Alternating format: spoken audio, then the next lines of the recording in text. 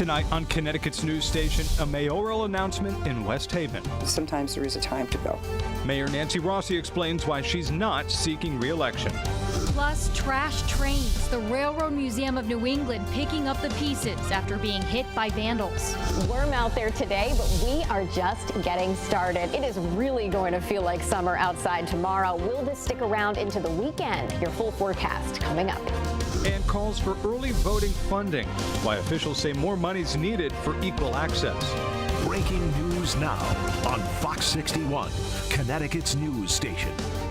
Good evening. Thanks for joining us here on the news at 6. I'm Ben Goldman. And I'm Jen Bernstein. We are following breaking news involving that officer-involved shooting in Brooklyn, Connecticut. State investigators have released new body camera video from that shooting where a state trooper shot a man that was resisting being evicted from his apartment. Fox 61's Jake Garcia is joining us in the Breaking News Center to break it all down. Jake?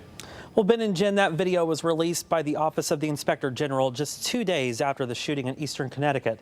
Their office and the State Police Central District Major Crime Squad are carrying out the investigation into this trooper-involved shooting. Now, officials say that man, 59-year-old Byron Harvey, was armed with a knife when troopers got inside his apartment on Tiffany Street. The Office of the Inspector General says Harvey threatened to kill himself and also one of the responding troopers before he allegedly lunged at the officers. That's when one of the officers used a stun gun on Harvey and another one shot Harvey in the stomach. Now, we're going to show you a portion of the body camera video prior to when troopers used their service weapons on Harvey. The video will not show Harvey being shot, but the audio will continue. So we want to warn you that audio may be difficult to hear. Put the knife down. Put the knife down. Put the knife down. Put the knife down. Put the knife down. Put the knife down. Put your hands behind your back. Harvey was taken to a hospital in Worcester, Massachusetts to be treated. We are actively going through that body camera video released by the state, and we'll bring you a full update later tonight on the news at 10 and 11.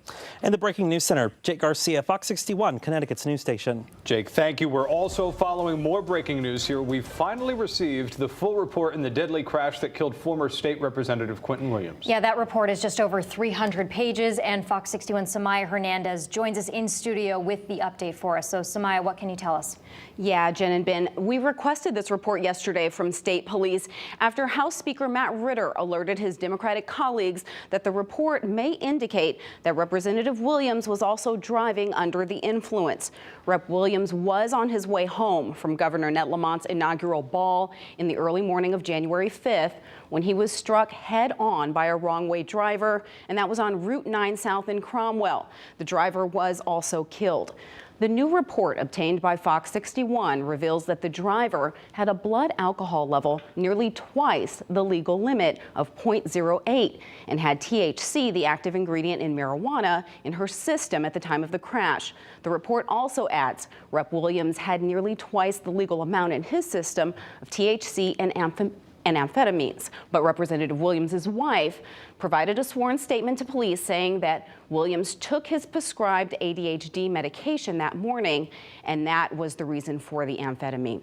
The report does say that police concluded that the only contributing factor to the crash was the other driver's operation under the influence, meaning it did not conclude that Rep. Williams' toxicology played into that crash. Now, many who worked with him say that this new information does not impact his legacy and his loss. In studio, I'm Samaya Hernandez, Fox 61, Connecticut's news station. Samaya, thank you. New tonight, the search is on for a man caught on camera breaking into an East Haven restaurant and taking several bottles of alcohol. East Haven police released this video of a man walking into the kitchen of Pho Zop Thai restaurant in the early morning back in April. Police are now releasing the video, hoping the public can identify who this person is. If you have any information, contact East Haven Police. Well, police are still investigating tonight after a fight in the bathroom between 3 students at Wolcott High School. The police chief says 2 sisters fought with another student over a cell phone. A teacher attempted to separate the fight but was knocked down when the sisters continued to hit the 3rd student. Police stepped in as they were already there at the school for another incident. The police chief says they're still investigating and have actually started an internal affairs investigation after the mother of the 2 sisters reported an officer mishandled the situation. Well, also a pair of Waterbury schools were locked down due to a weapons threat. Those lockdowns ended with 2 parents being arrested. Crosby High School and Wallace Middle School were placed into lockdown this morning after a report was made of a weapon on campus. Police say they arrested 2 parents who trespassed onto school property during the lockdown but found no weapon. This comes just a few weeks after a high school student was found carrying a loaded gun in his backpack at Crosby High. Waterbury police are still investigating this latest incident. To East Windsor now, where police are investigating a crash where a car knocked down a pole and wires. Police posting this photo on their Facebook page of the scene. It happened on Broadbrook Road, closing the road to drivers for some time. Right now, no word on any injuries or what caused the crash. Another story we're following this evening. After years of questions and a 2022 vote of no confidence from the City Council, West Haven's Democratic Mayor Nancy Rossi has announced that she will not be running for a 4th term. Yeah, this after the city was dubbed the state's problem child for its financial troubles. But what was really behind this decision? Fox 61's New Haven County Bureau reporter Julia LeBlanc joining us now live from West Haven City Hall. Julia. Hi, good evening to you both. Mayor Nancy Rossi tells us that she's always believed in term limits, and she really feels like after this year, her time is up. I am leaving this place much better than the way that I found it. After working for the city of West Haven for 18 years, with 6 of them as their first female mayor, Nancy Rossi will not run again. I've given this a lot of thought over the past couple of months. This wasn't like a snap decision. Rossi making the announcement Wednesday in a private meeting with members of the Democratic Town Committee and other supporters. She says she's always believed in term limits and her time is up. Sometimes there is a time to go. And recently, Rossi and her team have faced controversy.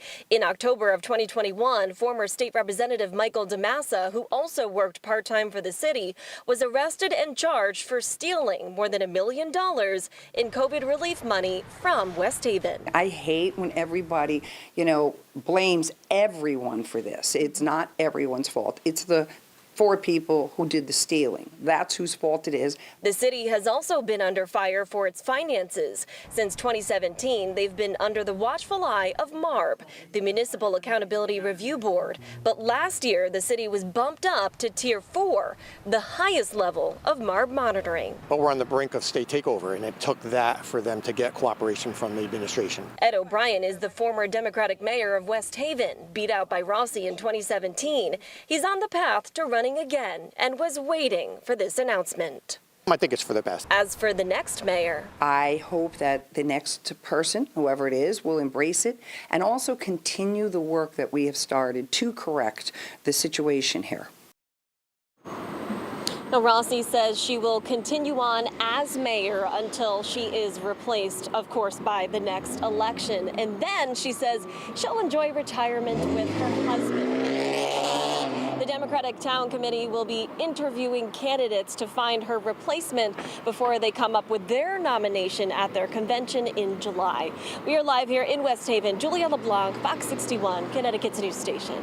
All right, Julia, thank you very much. Let's talk about the forecast right now. A lot of people outside enjoying this beautiful weather we're having. Yeah, what's not to like here? Chief Meteorologist Rachel Frank joining us now. Hi, Rach. I just know all of my favorite restaurants have their outdoor patios open and they're packed. Everybody trying to get a spot outside after being cooped up, right? Temperatures in the low 70s right now for the New Haven area, right around the 80-degree mark in Hartford. A little bit of a taste of summer outside today, but it fully feels like summer tomorrow. We'll see high temperatures, even warmer. It will be the warmest day in the week with highs in the low to mid 80s. But even compared to this time yesterday, it's anywhere between 7 to 11 degrees warmer. It's 81 right now in Meriden, low 70s along the Connecticut shoreline and upper 70s in Windham. Heading through the evening tonight, it's a beaut. Maybe you want to have dinner on your own deck or patio. Absolutely beautiful for that. As we head towards midnight, temperatures are close to 60 degrees, and we'll see overnight lows dip back into the 50s as we head towards daybreak tomorrow. Tomorrow, we'll see plenty of sunshine, very warm temperatures climbing into the lower to middle 80s as we head through the afternoon. There is a slight chance for a shower. If you see one, actually consider it a bonus because it is looking really dry as we head through the next 7 to 10 days. And this is a look at temperatures for inland Connecticut, but even at the shoreline, it'll be warm with highs near 80 degrees. It's still warm on Saturday, but it does turn cooler for the second half of of the weekend on Sunday, which just so happens to be Mother's Day. We'll take a look at your full forecast coming up, guys. Okay, thank you, Rachel. Well, Norwich police searching for the person who shot and killed a 19-year-old. Police say Kamari Jabiz Norman Clark was shot at an apartment complex on Sandy Lane last night.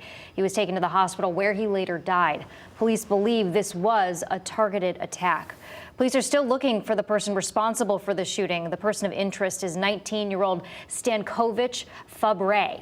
Police say that he used to live on Sandy Lane. They believe he was driving this red car, an older model two-door red Mustang. At this time, this is their only lead in the investigation, and no arrests have been made, we're told. Anyone, though, with information should call police. New tonight, we have a follow-up on the Stone Academy situation. Attorney General William Tong now seeking a court order to force the school to comply with their investigation. The Attorney General announced the order this morning as the state continues to investigate the school's alleged violation of the Connecticut Unfair Trade Practices Act.